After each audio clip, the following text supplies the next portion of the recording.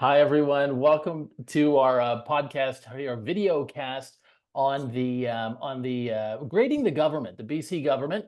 And we're going to go through 7 points today, and we're going to give them a thumbs up or a thumbs down on the policy initiatives that have come out in 2023, and what we think about it.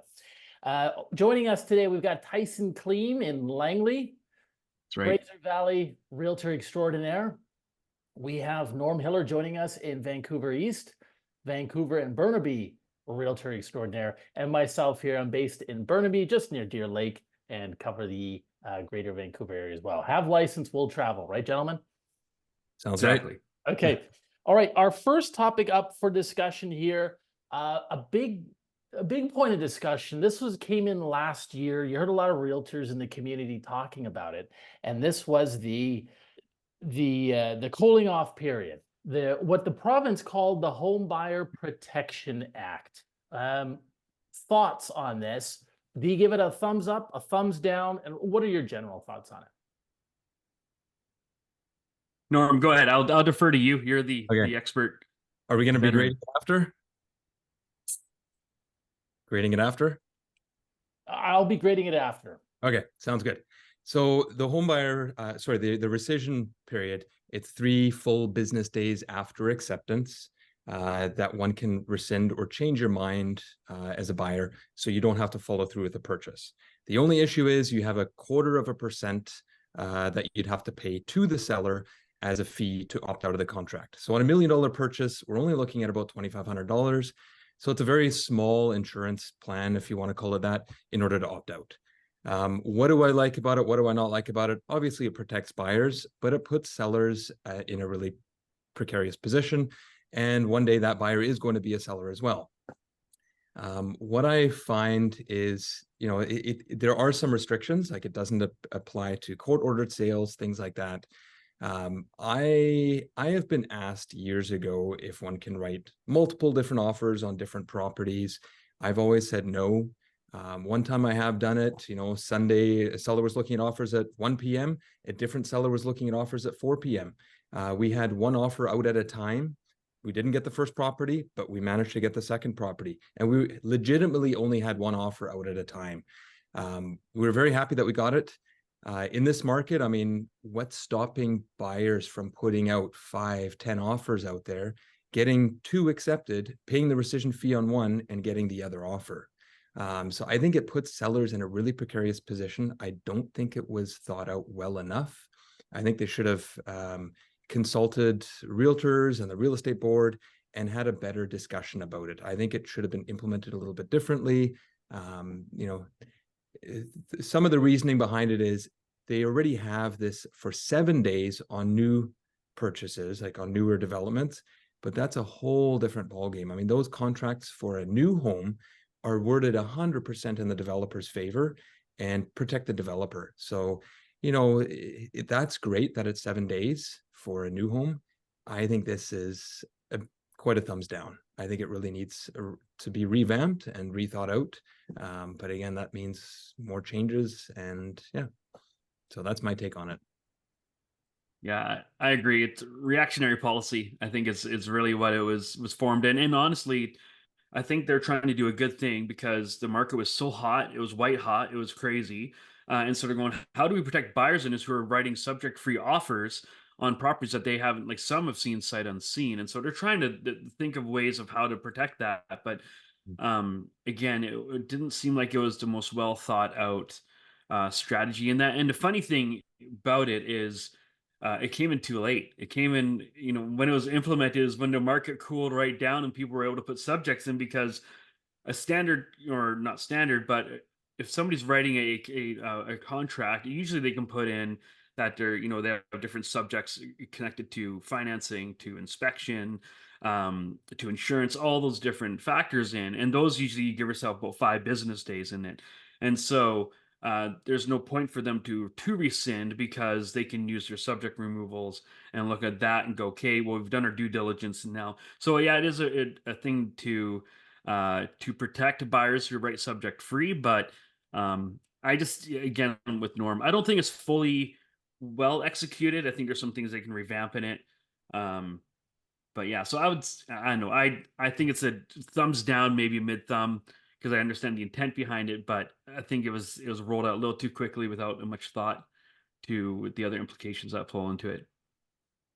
Well said, well said. That was my first point I was going to respond with, guys, was it came way too late. By the time it came out, you didn't need it anymore, right? Mhm. I mean, the Yeah. market had cooled down. I think someone was saying in our office there was only been 5 rescissions in the entire year, and we're talking about what, 700 realtors in our office. Yeah. So we're talking about thousands upon thousands of Mhm. transactions, which makes me ask the question, how much money does the government pay to put something like this together, and to have it really applied to, from the sounds of it, 1 out of 1,000 transactions, if that. Mhm. Well, and we'll see if the market picks back up. That'll be the true test of it, right? Is if the market goes white hot again at some point, which I don't know if we see that happening anytime soon. At least what it was in 2021, but that will probably be the real test to see, does it actually work? Are more people choosing to rescind because of buyer's remorse or whatnot? What'll be interesting as well when the market picks up is one of the exclusions is residential property that is sold at an auction. So that's exempt from the rescission period. So I wonder if we're going to have more auction style listings out there or not. I know a couple of years ago, Harcourts in North Vancouver was, gaining traction and doing some auctions. So I wonder if that's going to be a seller's preferred way of selling a home if they've already purchased and they have to sell and they want to be able to sleep at night, right? Nobody wants to wait 3 full business days, which at the worst timing, I think it's around Easter or Christmas. I can't remember. It can actually be 6 days or 7 days, calendar days. So it can actually be a whole lot more than just the 3 business days. Yeah. And one of the things that I was surprised is when we had sellers holding off on offers, right? They'd list the home on the Monday, the first week, and the following week, the second week on the Wednesday, they would look at offers. That was the time to do your due diligence on the property. That's the time to read the strata docs. That's the time to do the inspection. And now, interestingly, if you want to look at other jurisdictions, apparently in Australia, they have something similar, except it's expanded to 30 days. So you have Oh. buyers have a full month to come and kick the tires on this thing, get a couple of inspectors in, do whatever they need to do. But on the 30th day, that's when they hold a public auction, or I guess that's when buyers start making their offers. So that is the time is there already to do your due diligence on it. So I don't know why they seem to have complicated it, in my opinion, unnecessarily so for everyone. Do you find you get a lot of questions from buyers and sellers and listing appointments? They say, wait a minute, what happens? How does this work? Yep. I think one thing that would really benefit the general public is, and I'm pretty sure most productive agents would agree with this, is require realtors to have strata documents when they actually list a home. Hmm. Requirements currently that are there is we have to have proof that we've ordered them, which doesn't mean a lot because sometimes no rush fee, so ordering it without a rush fee can take up to 10 days. Usually it's 7 days, but 7 or 10 days, I mean, I've seen before strata documents coming on Monday. Meanwhile, they're already looking at offers and they don't even have strata documents yet. So I think that's they've really dropped the ball there. I think that would really help buyers be prepared to be able to have that full week. And if buyers are jumping in late into the market, they just started this weekend and they see a home that they love, they need to realize, what, they're probably not going to be successful on the Monday. That, they can go take a look at a few homes, see what they actually sell for. And then next time around, next week, they have a full week to read strata documents, to ask the realtor about the building, to talk to the mortgage broker, and then be successful, the next week or 3 weeks after that. So Absolutely. I think preparing listings properly is really key. Well said. Well said. Gentlemen, let's jump on to the next point. Removing rental restrictions in stratas. Okay, so this came in 2023. Quick note on this is that the province, there used to be rental restrictions. You might have 100, let's say 100-unit high rise and 5 rentals max allowed. That is no more. Any single owner who wants to rent out, they can. There may be some minimal time period restrictions, like a 6-month minimum, a 1-year minimum, and so on. Thoughts? Thumbs up or thumbs down? I don't have a lot of complaints about it. I mean, some buildings, some people like to stay owner occupied or the majority of it. But in reality, it's done some good and I don't really have a problem with it. I think thumbs up. There's a couple of scenarios, certain buildings, right? But I mean, realistically, it's doing some good and it's helping out a lot of investors. It's helping out a lot of buyers. It's giving buyers the option to rent out in the future as well. Should they keep that studio and upgrade to a 2-bedroom one day and actually be able to afford to keep the studio, they can rent it out. So I think it does a lot of good. Yeah, I'm a little bit more mixed because I think for some buyers who bought a building knowing that it was restricted by rentals, and just because they're worried that if a building is being tenanted out, usually tenants don't take care, as good of care, and sometimes the owners aren't as invested into the building and the quality of the building and how it's being cared for and maintained. And so I just feel for those owners who bought into a strata who was rental restricted, knowing that it's mostly owners who are invested into it and have a vested interest on what's going on there. But apart from that, I understand because they're trying to again create more supply. They're trying to prevent rents from going crazy high because there's no place to rent out there. And I think we all know stories of people who had troubles finding a place to live and because they couldn't find any rentals. And so, yeah, it's brought more supply to the market, which I think is good for renting. Like Norm was saying, I think it's good because, yeah, it helps out. Like for some people, it's up their property value because now they can rent out, their building or whatnot. But so yeah, I'm mid. I think it's if we had to grade, are we grading it like through like a A, B, C, D grade? No, thumb Thumbs up or up, thumb thumbs up. down? I'll give it a thumbs up. My heart goes out to some of those people who really invested into a building, knowing that wasn't going to be rented out, and now they're renting it out. And uh, yeah, it's it.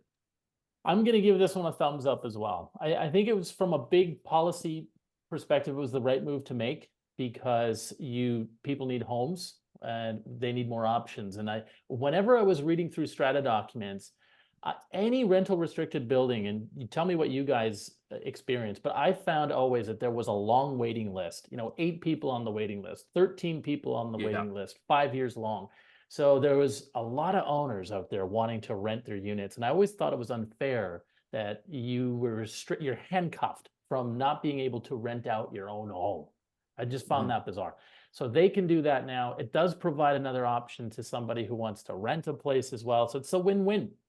And it is. so for that reason, I give it a thumbs up. Now, from a strategic perspective, it's a real loser because when I was working with first-time buyers or low-budget buyers, I liked it because it gave you an advantage. You could pick on those West End stratas or False Creek stratas, Fairview, where they were rental restricted, and you knew you didn't have to compete with the investor crowd.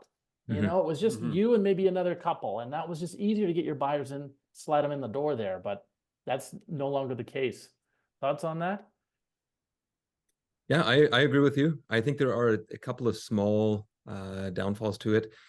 And one of the other ones that I guess we could mention too is some of these buildings where there's an upcoming assessment. If you flood in a bunch of investors into it, are these assessments going to be voted and approved, Yeah. or are they going to be defeated? Right. And so some of the quality of buildings may go down a little bit if people are just recently purchased and are wanting to net as much money out of it as they can. These buildings are going to start to degrade a little bit. So I think that's another negative of it as well. Okay, well said. Third topic for discussion is the anti-flipping tax. Now, this was actually first talked about at the end of 2022. There was, I think, a press conference about it in May or June of last year, 2023. They haven't come out with anything yet that I understand. The way it was introduced or talked about was that it was going to apply to buying and selling a property within a 2-year period. And if someone did that, usually a team of renovators, for example, that they would have to pay an extra tax on this, any profits would then be taxed as if it were income. Thoughts on it, if it does come to pass? Uh, Again, you understand the heart and intent behind it, but I think again it was poorly executed. I'm going to give this one a thumbs down, just because I think there's a lot of people out there who have the intent when they flip a property.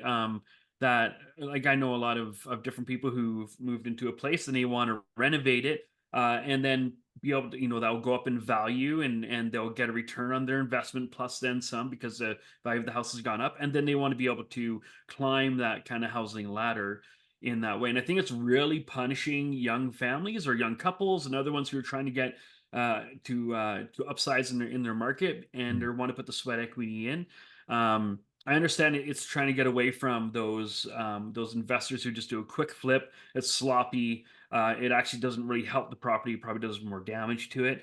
But there's a lot of flips out there that are done with people's heart and soul, Mm. that they see an opportunity. And honestly, I think in the grand scheme of the whole market, it's improving it because you're taking properties that were in ill repair or whatever, and now you're being able to invest some money into it to put better finishings in it, and bring it up to a standard that somebody's going to want to buy it and move into it and make it better. And why can't somebody benefit from that, if they're going to put the work and time into it to do it? Mhm. Hmm.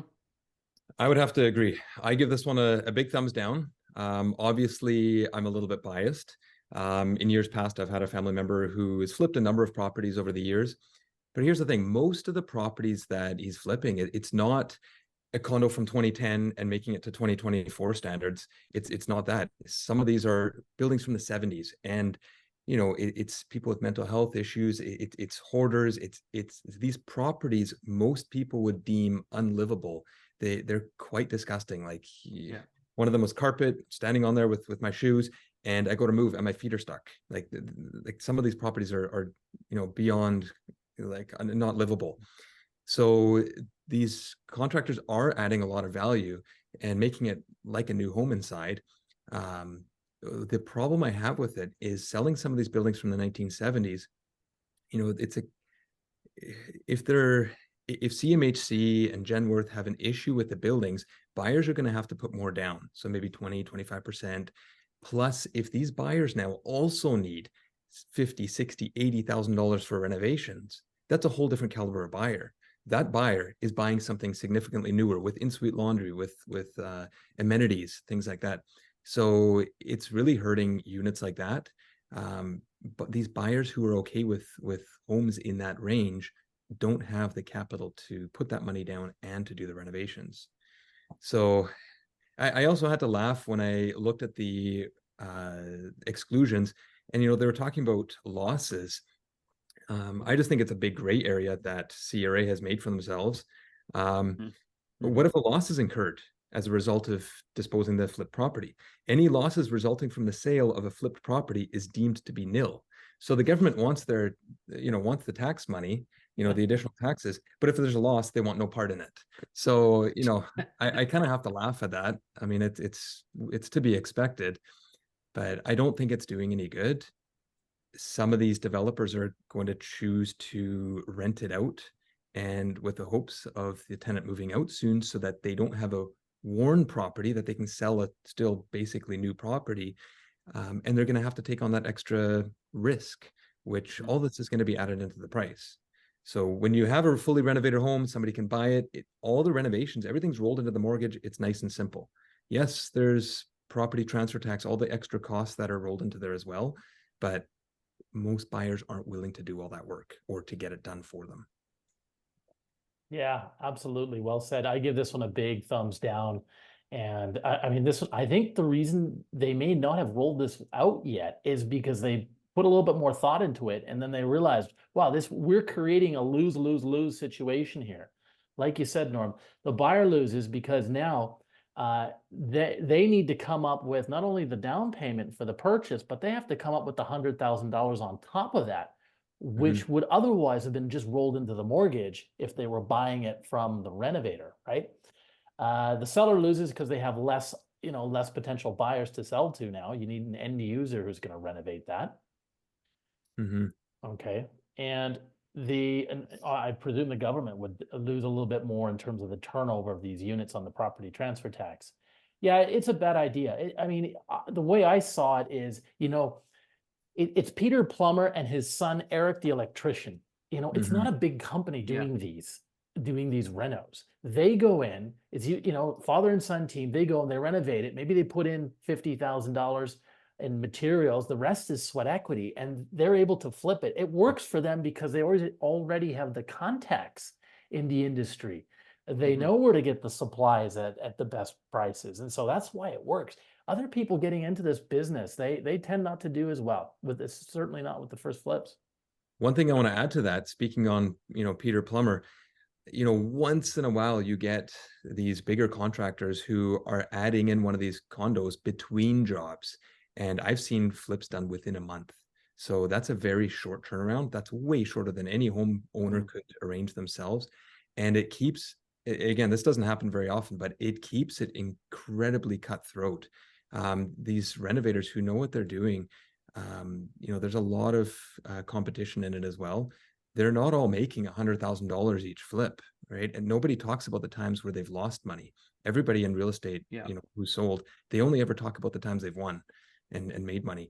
So I know firsthand some people who have walked away in the red and lost money. Yes, other jobs they are making, a decent amount of money on it, but it is a lot more cutthroat than everybody thinks it is. Norm, if you don't mind, can you give an example of maybe some of the contacts that you've had, and if they've lost money, has it been, something like 10, 20K, or has it been even more? It's usually not too bad, but a lot of it is, what are they now making for their wages, right? I mean, they're there day and night doing the renovation, doing the work. They're paying themselves for that, but now with a loss, I mean, that's, they're just paying themselves less. So are they losing 20,000? Well, no, but maybe they're making minimum wage as opposed to, making good money. Or maybe, and it's a skilled trade, right? Sometimes they are actually working for free and losing 10, 15,000. Again, it doesn't happen very often. And usually people are smart. They're buying, when the market hits rock bottom or it's on its way up. If the market's been on its way up for 2 years and they're talking about raising interest rates, most buyers that are, flipping properties, they're going to hold on, and they're not going to buy something yet. Right. Do you guys know how this, like, if somebody were to buy into a place last year and then all of a sudden their work, transfers them out to another place, like to another province or whatnot, and let's say they renovated their place in the meantime, or they want to renovate their place to sell it because they're moving, is there an exemption built in there for people like that? There are exemptions, but it's a gray area. You're going to have to prove it. And what is the ruling going to be from CRA? Right. Okay. I don't have any concrete decisions. It'd be nice to know, but just like the whole substantially renovated homes, at what point is it a new home? At what point is it just largely renovated? Right. It's a gray area. One, and flippers are more so, if quote unquote flippers are just going to hold on to the property for the minimum 2 years until they decide to sell it, right? They're going to rent it out and recoup some of that cost and then sell it then. Okay, gentlemen, let's move along. 4, and this is in landlord capped rental increases. In the past, in the 20 teens, under the previous liberal government, I think it was inflation plus 2%. Once the pandemic hit, it was there was a couple of years, I think there was no landlord increases allowed. It is 3.5% for this coming year with 3 months notice to the tenant. Thumbs up, thumbs down. Norm, you look excited. I'll let you jump in. I think most tenants and most landlords are reasonable. I think, yes, to cap rentals, sure. I mean, it is what it is. But if you look at the last couple of years, I mean, 2020 was 2.6%. 2021, COVID, was 0%. 2022, 1.5%. 2023, 2%. And now it's gone up to 3.5%. I mean, these are highly regulated numbers that are extremely tight. In reality, look what's happened with inflation. Everything's gone up. With capping things that tightly, you're creating these landlords to make illegitimate reasons to kick out their tenants, if they can swing it. So I think there's a lot of that going on, people trying to, find the gray area and make it work. And then tenants are going to have to move out, and they're going to have the shock going from $2,000 a month to $2,800 a month. We have a rental property, and we typically are not the people that raise rates every year. But now with how much inflation's happened and the fact that they're being very tight on it, I've started to change my tune. I'm telling clients, raise it every year. Why wouldn't you? You need to look out for yourself, because the government's put you on the hot seat, and the government's not going to help you out if you have any losses. The first question I ask clients when they're looking for residential investment property is, how much negative cash flow are you okay with per month? They usually look at me all confused. So unless you're putting 35-40% down, if you're doing the bare minimum, like 20% down or so, Right. almost guaranteed you're going to be negative cash flow every single month. So it just doesn't work. So I ask them, how much negative cash flow are you okay with? That opens up the realistic conversation. So I can understand why they're putting in these rental caps, but if you make it too tight, it's going to cause landlords to find the loopholes and to kick tenants out. So I'm mixed on it. For the proper reasons, thumbs up. But in reality, I can't give it a thumbs up. Yeah, I agree on that. I guess part of it is going, well, what would we have a recommendation that the government should do in turn? Like, because you don't want to always, like, for an investor or for business wise, you don't want to stifle any sort of free enterprise or being able to make an honest living and doing all that. But I think there's also a part to it where it's going, okay, do we like cap out the maximum you can raise a rent, or like, but I don't know if that would really fix it or not. But is there another alternative to help with it? Because I guess they're trying to get away from landlords who are taking advantage of a tenant situation, gouging them the next year after their 1 year lease is up, and going, okay, well, now we're going to jack the rent 20% on you or 10% on you, and then they're being forced to move on that turn. So I can understand, again, like Norm, you're saying, thumbs up for the right intents and purposes. Like we when we were looking at investment property a couple of years ago, we knew that in BC, to buy a property in BC, you don't buy it necessarily for the cash flow, because it's super difficult to do that, especially now with interest rates. It's nearly impossible to do unless you have, again, a big lump of cash to drop on it. And so a lot of people invest here for capital gains, for the appreciation of the property, for it, and then eventually have some, the principal pay down. But yeah, and we were looking at other provinces that don't have a rental cap on them, so an increased cap to their cap, which I thought was interesting, and just curious to even know, how does it work, like in a province like Alberta, where there is no limit to how you can, you increase rent after a lease is up. How is that being executed there? Are they running into major wide systemic issues or not? I don't hear of it, but I'm not really in tune with it compared to here.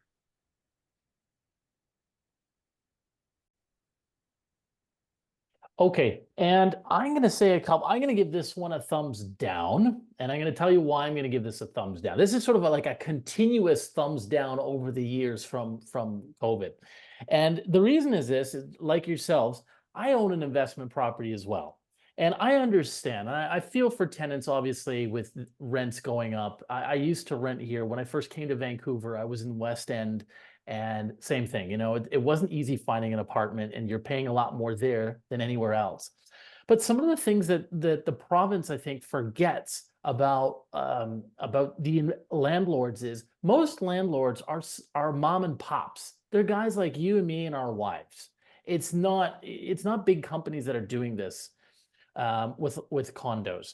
And so in the meantime, while they've capped our ability to increase the rent, here's what has gone up. One, the costs of strata has gone up. Strata fees are up probably about $100, $150 a month in the last 2-3 years. Two, insurance has gone up. That's up $20, $30, $40, $50 a month. Three, our property tax has gone up. And fourth, if you're owning in a building that is maybe not brand new, you may be paying special levies. We paid $20,000 as part of a large window project in a condo that I own, $20,000.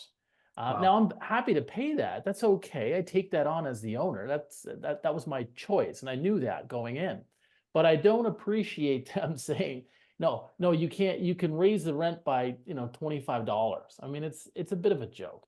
I Mhm. don't know. I don't know what you guys think. Whether or not that has anything to do with the lack of supply. What I mean is, I'm thinking second and third order consequences here.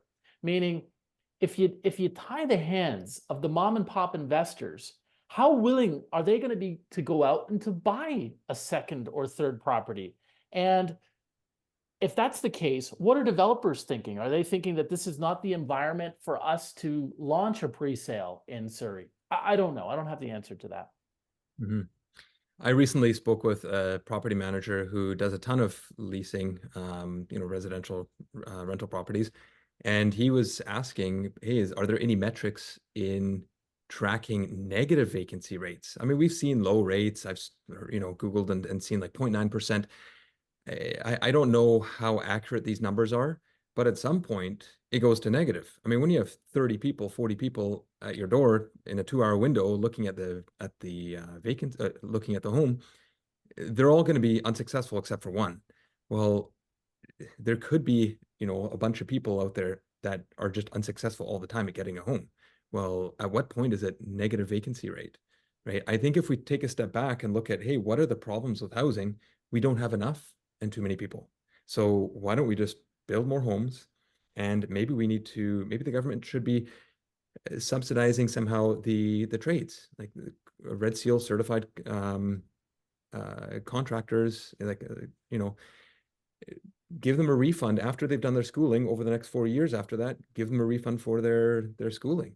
And only the people who get over 80%, something like that. That way, we have qualified builders, qualified tradesmen in the business, creating more homes. We need, even if we abolish all zoning and people can put 4 units, 5 units, whatever.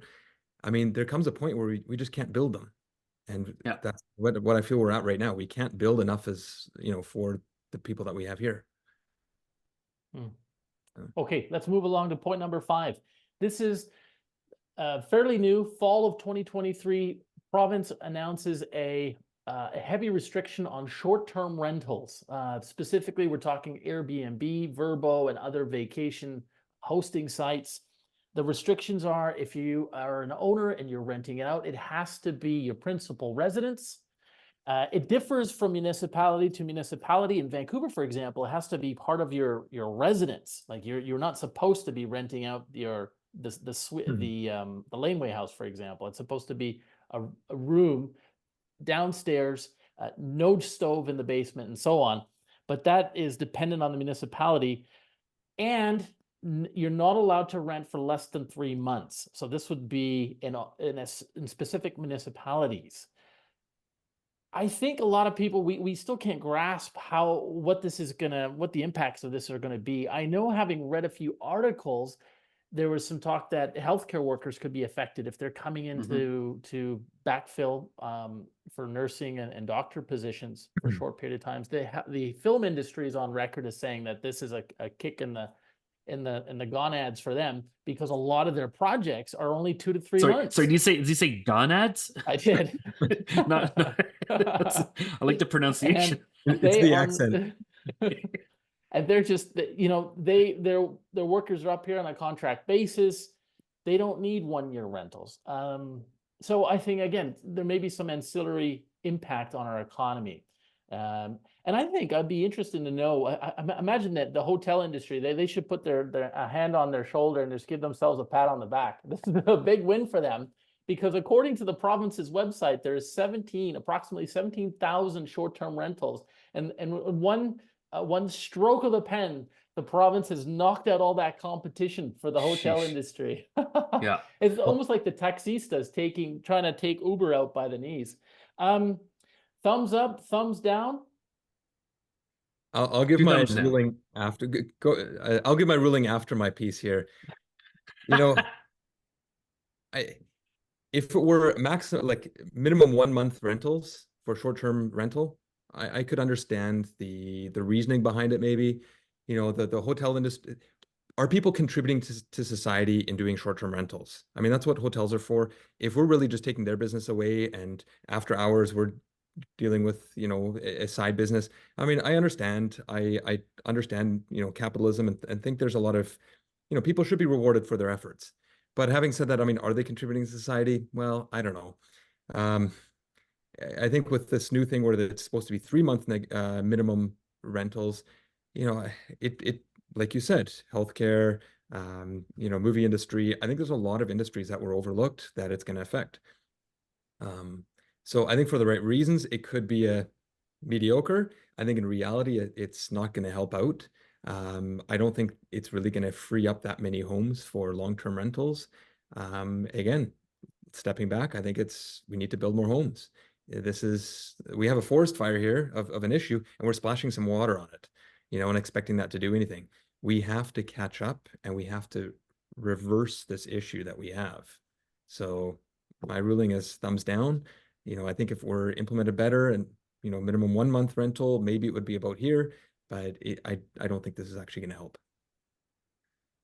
Again, reactionary policy by the government. I think that was poorly executed. So I'm, yeah, definitely thumbs down on it. And the reason is because one, I think people with their property, I think they should have some freedom to do what they want to do with it.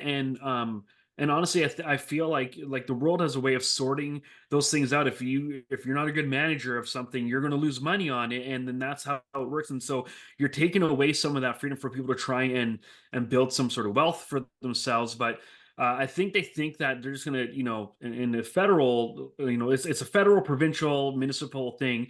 One, it's also managed through Stratus too, of how many short-term rentals you can have in there. Why not leave it at those levels on a case-by-case, you know, on a more micro basis instead of a grand federal thing? Because I think what they're trying to do is release more inventory into the market. But the reality is, as we look at it, and now it's not 100% sure what the numbers are, but I was looking it up, and they figure there's around 34 or just shy of 34,000 active Airbnb listings in Canada. 2022, Canada built 334,000 units. Now it's gone up a little bit in 2023, but that's, let's say, a 10% one-time shot into the market of supply, you know, quote unquote. But you also got to account that a bunch of those people who own those Airbnbs are going to move them into long-term rentals and those things. And so I think it's going to do more damage for those people who are doing contract work, like Norm, you're saying, medical professionals, other people. I have a friend right now who's moving from Ontario to Vancouver, and he has to come here for 2 weeks at a time and then go back for 1 week, 2 weeks. And so Airbnb is a way that he's able to find a place, because he's like, hotels are just way too expensive for him to do that. It's not sustainable. And so he can go and rent a room from somebody, support some single mom or a single lady who has a 3 bedroom house, and he lives in a room, and it's helping her pay her mortgage and those things. And so it's taken away her opportunity to be able to do some of that stuff on that level. So I think it's just poorly executed. Yeah, I think, you know, again, yeah, you're right. Big win for the hotel industry. For them, I wonder if they were lobbying with the government to try and make this thing happen. And yeah, so I don't think it's a win whatsoever. Yeah, I'm gonna come in and side with you on that, Tyson. That is a big thumbs down, and for the very reason that I always thought Airbnb and these platforms really help people pay their mortgage. If you could get a little Yep. bit more money from a rental, and you're kind of an enterprising couple, maybe one of them has a little bit more time on their hands, why not? And if it's not a service that's good enough for people to pay for, they won't pay for it. That'll be the end of it Exactly. very quickly. And so I just thought I tend to agree with you there. I really think we don't need so much top down rules. Let this thing sort itself out. That said, I've always been on what Norm was saying: more supply, more supply, more supply. I Yeah. mean, you know, provinces like Alberta, or you see states down south where they have less restrictions, and I'm not an expert on this, but states like Arizona and Texas, where it's just a lot easier to build, they don't seem to, they also don't have any capped rental increases in many of these places. they don't seem to have an issue with this, right? They don't seem to have an issue with this. Norm? I got to bring up this point too here. You were saying that there's, what was it, 34,000 short-term rentals Yeah, in 33,751. Yeah. Okay, thank you. I stand corrected. Um, so how much, if there's no restrictions at all, by how much is that actually going to increase? Right? When we moved from our little condo in Vancouver to here, um, we were highly considering doing a furnished rental because Mhm. you can get a $500-600 more for one bedroom. In the end, that capped out. Only so many people want to rent a furnished rental, and it kind of fixed itself. Not everybody is willing to rent a fixed term, a furnished rental. Similarly to this, I mean, how many people are going to rent out a short-term rental? There's a set amount. People only go on holidays once or twice a year. It's not like people are going to consistently every day be doing a short-term rental. So it will cap out, and there will not be further demand for that.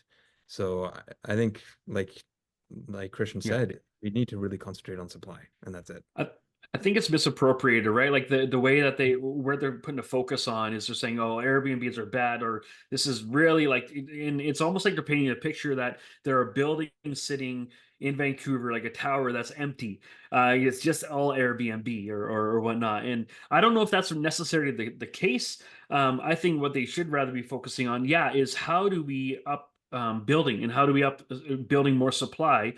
Now, the thing is, if they were to increase supply, the other question is, do we have enough trades and other people in the country to be able to build that and keep up with it? And so, why don't they take some time to focus on incentivizing trades programs and people to get a proper education to be able to build good quality homes instead of just penalizing what's already out there that is already doing their part to help the industry in helping those people out instead of just with the broad stroke pen, just stroking all things out. I think it's yeah. Mhm. And when it comes to supply, here's an interesting anecdote. I once bumped into the vice president for one of the bigger developers at an open house, right, where they're just before it goes to City Hall for hearings. And he said, Christian, do you know the United States announced and put a man on the moon faster than we can get a tower approved and built in Vancouver? And he says it's going to take us over, I think he says 7 to 8 years to get this thing built. And so, Yeah. okay. Any final thoughts on that one? I did, No. but it'll probably come back to me. Oh yeah, that's what it was. It would be nice to have some of these rules synchronized. We have every different municipality wants to do something different. The province Mhm. wants to do something different. The country wants to do something different. We're completely paralyzed now as realtors and as buyers trying to decipher all these different rules. And then it's amendment after amendment after amendment. Mm-hmm. I think we need a nice, big, long brainstorming session, hash it out, talk to the people who are with the boots on the ground and figure it out and then implement it. And I think there could be a lot of these changes that would actually be for the better as opposed to just stuff thrown out there, see what sticks, and then amend. And bringing the right people to the table, I think, is also important too. It's not just some policy makers in their ivory towers who are just thinking, "Oh, how are we going to fix this?" But rather bringing people who have their boots on the ground, who can also give some insight and inform this in a proper way. I think is really helpful as well. Okay, let's move along. Number 6, and this is forgivable loans of up to 50% of the cost of renovations for owners who are renovating. Provided, here's the catch, that you rent out your unit at below market rental rates. So that is a policy that has come out. Obviously, they're trying to meet a segment of the market maybe who is struggling, of people who are struggling with the high rental rates. What do you think of this policy? Thumbs up or down? Tyson, you want to go first? Sure. I don't know. I think I'm mid on this one. Like midway. I get it because it hopefully will incentivize people to build more rental suites and whatnot in their places, especially if they have the ability to do so. Um, the below market rent. What is that? What is below market rent? Where is this magic number that comes out from where, because everything's so regionally specific on whether you have a 1 or 2 bedroom or a studio, all these different numbers here. And so how are they factoring in, how is CRA going to determine what a fair market rent is for something? And but I look at this and go like, man, we built a basement suite a couple of years ago in our house, and I'm going, I sure wish I could tap into some funding for that and cover half the cost. And but like, is below market rent $100 a month? Because if that's below market rent and you're getting 50% of your renovation covered, or how does that work? That's, and I haven't read deeply into this quite yet, but that's my initial thought on this, is going, I think again, I understand the intent. I think I'm more in the mid with it. Because it could be a good thing, but also I think there's some things that need to be flushed out with it still. Hmm. I agree. It reminds me quite a bit of a lot of these banks, how they have this purchase plus improvements program where you can purchase a home, and instead of putting 20% down, you put less down. You put that money towards renovations, you submit receipts to the bank, and they can roll it into the mortgage. So I think there's some similarities to some degree. Obviously, they're completely different, but they both have to do with renovations and helping out financially. I'd like to see the numbers of how many people are actually gonna use it. Because truth be told, I mean, in previous years, I've done a fair amount of transactions and never done a single purchase plus improvements program mortgage with a client. None of my clients have ever used it. So it goes to show it could be a political, thing to look good. I don't know. I don't know how many people are actually going to end up using it. I think we have so many new rules and ideas when we really could be concentrating our efforts into, the right areas and not creating all this confusion. So I really don't think a lot of people are going to end up using it.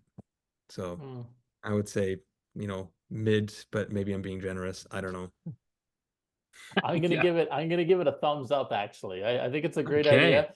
And I think people are gonna be homeowners like yourselves, are gonna be smart. You're gonna look at all the details and you're gonna decide for yourselves whether or not you want to go forward with it. So I guess I'm gonna give it a thumbs up because it's nice to have another option on the table that you can consider if it makes sense for you in your situation. And then if it doesn't, you just don't pursue it. It's true. That's a good perspective to have. Take Yeah. it or leave it. Like, it's a good point. It's another tool in the belt that you can access if you need to, and that's actually a really good thing too. We need to offer people more tools that they can use. Yeah. And I would say that from my research online is that this program is going to start sometime in 2024. I did not see numbers for how much below market rent the rent would have to be. Yeah.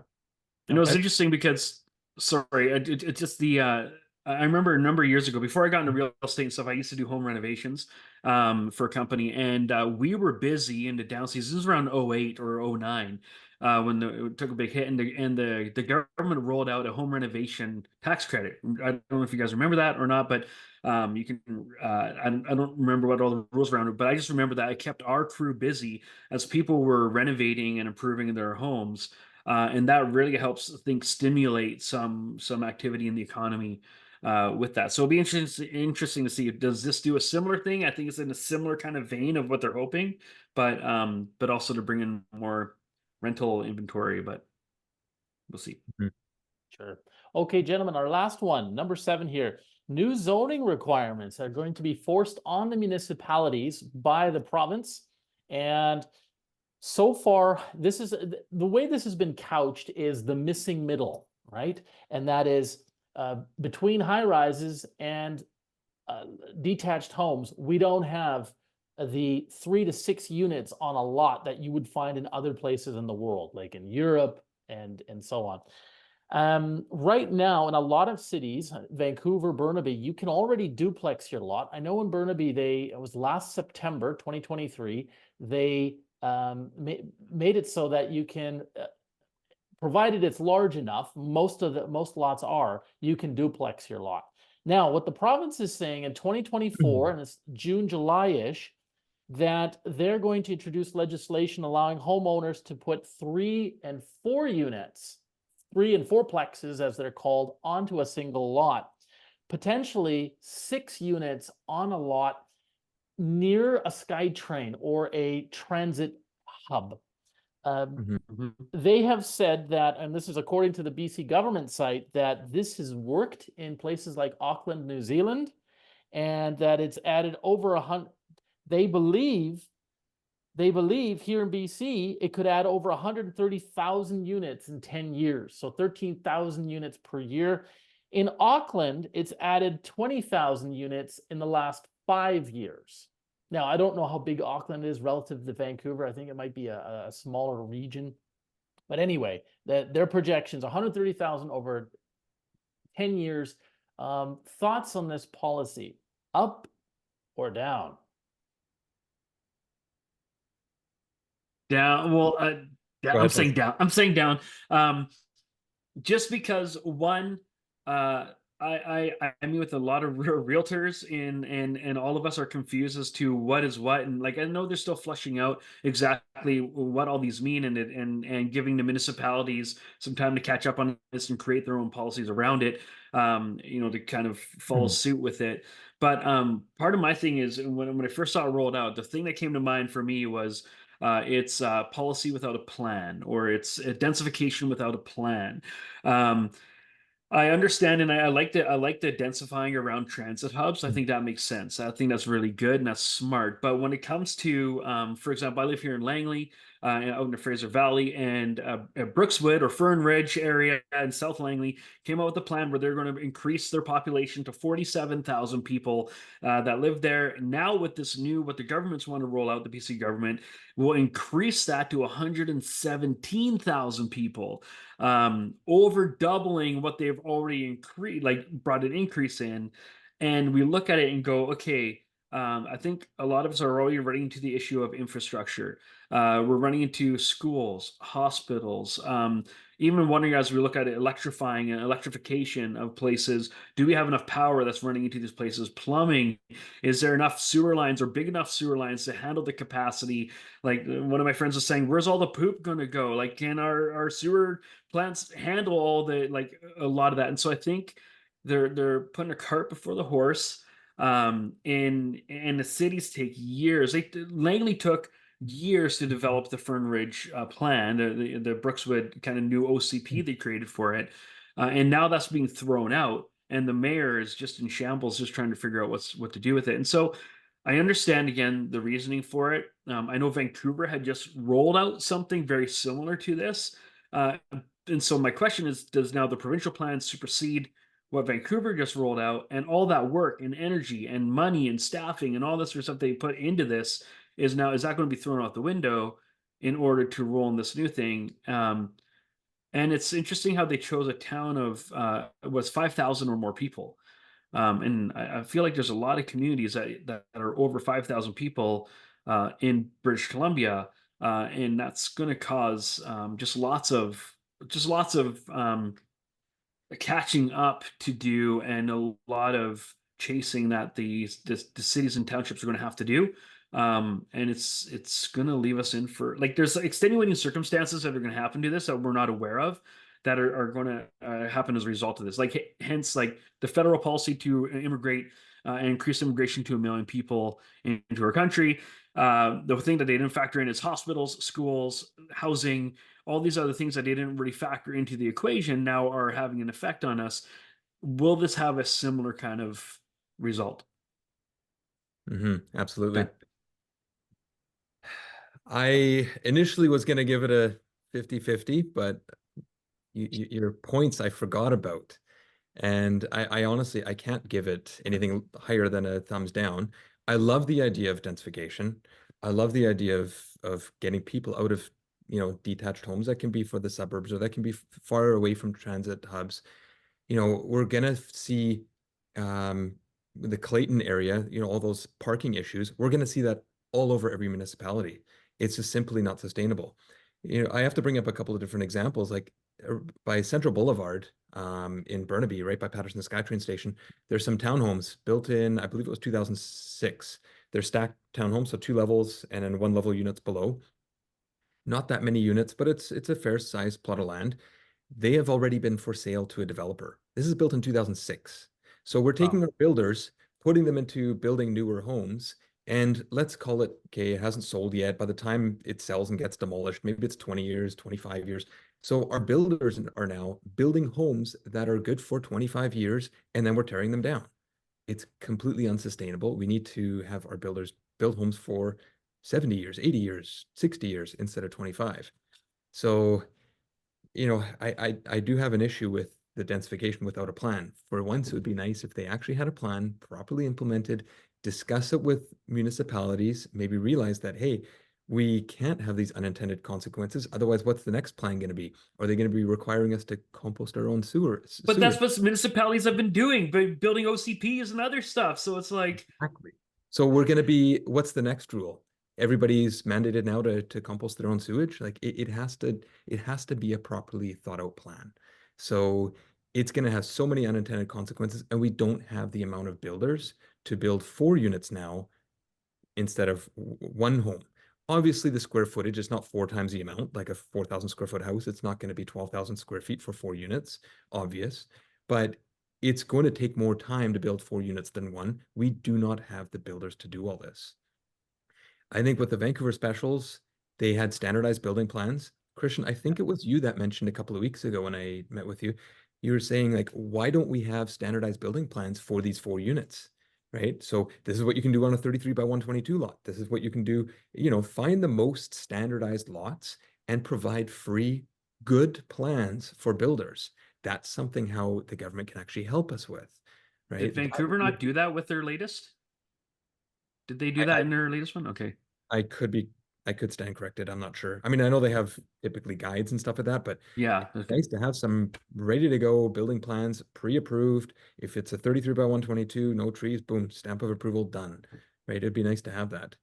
So, I've seen these mistakes before where townhomes from 2006 they're trying to sell it off to a developer. I mean, that should have never gotten the approval. We're talking steps from SkyTrain. That could have been back then when it was built. I mean, high rises in the 1990s, close to SkyTrain, were already 20 plus stories. So that should have been at least 25, if not 30 stories back in 2006. Yeah. Yeah. And instead, it was a townhouse complex. That should have never been approved. Right. So this is what we look up to the government for. It'd be nice to have some arms of government discussing and having these things and having a very well thought out plan. So I love the idea of densification. I don't think they've thought it through very well. I think to think it through, to have a plan, and to announce it once all the details are ironed out, would be really helpful. So for that reason, I give it a thumbs down. I think there's hope in all of these points to bring it from a thumbs down to here, or these ones up to thumbs up, but with the right foresight and plan. I'm gonna give this one a thumbs up, guys. I'm gonna buck the Oh, trend. I think now let's say a qualified thumbs up, and that is that, yeah, we just have to see the final details on this, but we definitely need more densification. When I was living, and I think when you see the different municipalities all have their own rules, and that, it just seems to take forever for things to get approved and built. And when I was living downtown in the West End Cole Harbor, I remember logging into a city hall meeting for Vancouver City. They were approving a tower, which is going to be right across where we were living. And the concern there was that the tower was going to cast a shadow on a dog park. Now, the shadow would be between sort of November and February, which is not exactly the sunniest time in Vancouver. And so they limited the size of this tower from 36, I think that was a 38 to down to 32, or maybe it was 36 down to 32 stories. And this is in the corner of Georgia and Bidwell. There used to be an old Chevron gas station there. Now, when you take off one floor of a tower, you might be taking out 10 units. You take off 6 floors, you're taking off 60 units off the market that could have been there. If you're going to build a big tower, the best place to put it is on Georgia Street. I mean, I can't imagine right. you could have a better, busier road to put a high-rise project, and yet they didn't do that. And so I think the municipalities here do need a push from the province to start to bring more units onto the market. And I think this is kind of tying into what you're saying about that Patterson townhouse complex, Norm. I mean, if Mm. you got to be putting a tower next to a SkyTrain. If you took a helicopter and you flew over the city of Toronto along the SkyTrain line, you would know where all the subway stations are in Toronto, because there's a cluster of towers right at the intersection where the subway station is below. And so I think that maybe Vancouver is still, it's a much smaller region, smaller city, and I think we're just kind of starting to get used to this. And my theory is that once we held the Olympics, the city was on the map globally, and now the genie was out of the bottle. Everybody knew, whoa, this is a beautiful city, a jewel on Canada's west coast. And not only that, but it's just in general, the quality of life here is off the charts, right? We really are the California of Canada. And so now we're in this position where we need more immigrants because we have no job vacancies. And so now our population is growing here in BC by 100,000 a year, and we don't have enough homes. So we got to build more homes. We got to add more supply. And I think that's what you've mentioned a few times there as well, guys. Gentlemen, that concludes our first. Hopefully we'll be doing a few more of these. I think it was pretty good. We are still recording. Any final thoughts that you wanted to bring up here or leave the audience with? Yeah, and again, because I know there's a lot of things that we probably did thumbs down on, but to just be a little glimmer of hope and to be the silver lining, I am very pro development and all these things, and I can only imagine being in a seat of our leaders in government trying to figure out how to make this all happen in different levels, and I don't envy the position that they're in. And the other thing too, I do realize is going, hey, the one thing that they are good at doing is trying to catch up and trying to make things happen. And I just know we're in this kind of season where there's a lot of initial growth at the front end, and we're experiencing a lot of that. I'm not anti-growth or immigration. I think it's really important that we have that. I just want to make sure it's being done in a responsible way that doesn't change the sentiment to being anti-immigration or anything like that. Because all of us here are kids or children or grandchildren of immigrant parents or grandparents. And we've benefited, and we're benefiting from their decision that they made to come into a totally unknown area. I just want to make sure that what we're doing is still keeping that Canadian charm that we have, and is thoughtful and doesn't compromise the quality of living that Canada has been so well known for. And so I think eventually our government and there'll be pressure to improve and to catch up on a lot of these things. So we'll just see what happens, but yeah. Tyson, you said that very well. I'd like to echo everything that you said. I think all of these points are actually going to benefit. They're going to benefit us. They're going to benefit society. I feel that with proper planning, they could benefit a whole lot more. And I think some of the rules to figure out the rules, to talk to the right people, it could actually help out a lot more than I feel that they're going to help out currently. You're absolutely right. I don't envy their position at all. I think a lot of people always talk negative when it comes to politics, definitely including myself. But I think overall these are going to help. I would just like to see them help, exponentially more. And I think with the right planning and the right execution of this, they can definitely help exponentially from what I envision them. So I really hope that this does turn around and become a really good attainable goal, and that the government achieves all this. Yeah. Okay, folks watching, if you want to contact either Tyson or Norm, I'm going to put their contact info in the show notes below. Feel free to ring them up. Okay, and then tell them what you think. And until next time, thanks for watching. Thanks. Thanks, guys.